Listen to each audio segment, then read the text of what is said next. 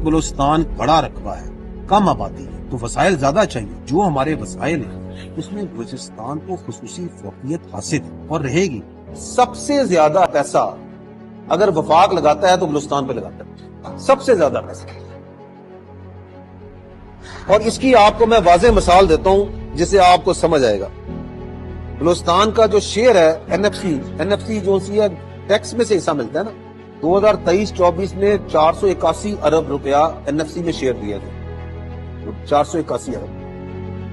بلوچستان سے جو total tax collect ہوا تھا 2023-24 میں وہ 33 ارب ہے، 33.7. بلوچستان کو جو اسٹیٹ ٹرانسفر ہوتا ہے یہ ہے این ایف سی، اس کے علاوہ گرانٹیں ملتی رہی.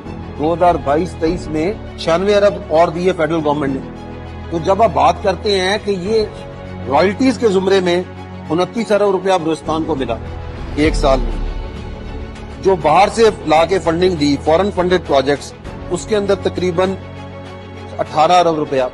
آپ کو پتا ہے جب پاکستان بنا تھا تو بلوچستان میں کتنے سکول تھے؟ 114.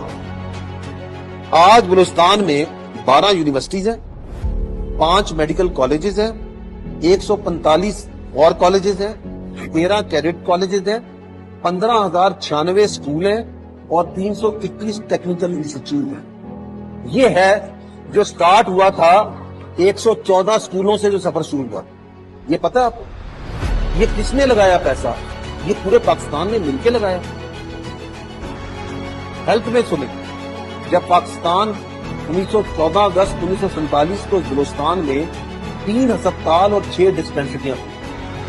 آج یہاں 13 میجر ہسپتال ہیں، 18 ٹیچنگ ہاسپٹل ہیں، 33 ڈسٹرکٹ ہیڈ کوارٹر ہسپتال ہیں، 756 بیسک ہیلتھ یونٹ ہیں، 541 ڈسپینسریز ہیں، 4 کارڈک سینٹر ہیں، 8 ٹی بی کے سینٹر ہیں، 24 ڈائلسس کے سینٹر ہیں.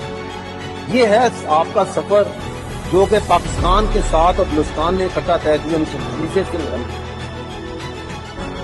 یہ ہے فیکٹس.